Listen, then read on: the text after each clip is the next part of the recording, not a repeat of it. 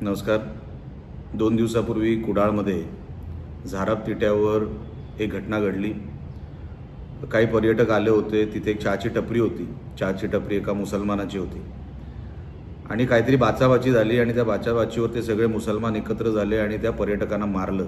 एकाला तर कपडे काढून रस्त्यावर झोपून मारलं. पोलिसांनी तक्रार दाखल केलेली आहे. 5 आरोपी केलेले आहेत. 5 पैकी 1 पकडला गेला आहे. 4 अजून मोकाट आहेत. पोलीस प्रशासनाला मला सांगणं आहे, 12 तारखेला 4 वाजता मी त्या गावात जाणार आणि जी चहाची टपरी ज्याच्यावर हे घडलं ती काढून टाकणार, कारण का ती इलिगल आहे.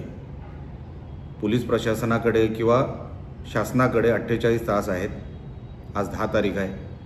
12 तारखेच्या आजची चहाची टपरी काढून टाकावी, नाहीतर मी स्वतः तिथे जाणार आणि तिकडे लॉ अँड ऑर्डरचा जर प्रश्न तयार झाला तर मग ही जबाबदारी सर्वस्वी पोलिसांवर असेल.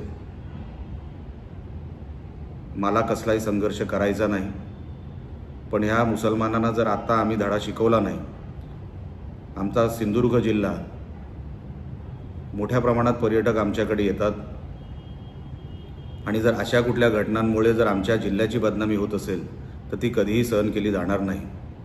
म्हणून येणाऱ्या 12 तारखेला आमच्या सगळ्या हिंदू बांधवांनी कुडाळमध्ये जमायचं आहे. ते ठिकाण तुम्हाला नंतर सांगण्यात येईल आणि आपण स्वतः त्या गावात जाऊन हे कोण मुसलमान, एक कशासाठी हे सगळं त्यांनी केलं, कसली ताकद त्यांना दाखवायची होती, त्यांची जिरवण्यासाठी आता वेळ आलेली आहे. आता आपण सगळ्यांनी जमून तिकडे जावं. आपण स्वतः सगळे मिळून तिकडे जायचं आहे, जमायचं आहे आणि पोलिसांनी ह्या विषयाची दखल घ्यावी आणि योग्य ती कारवाई करावी.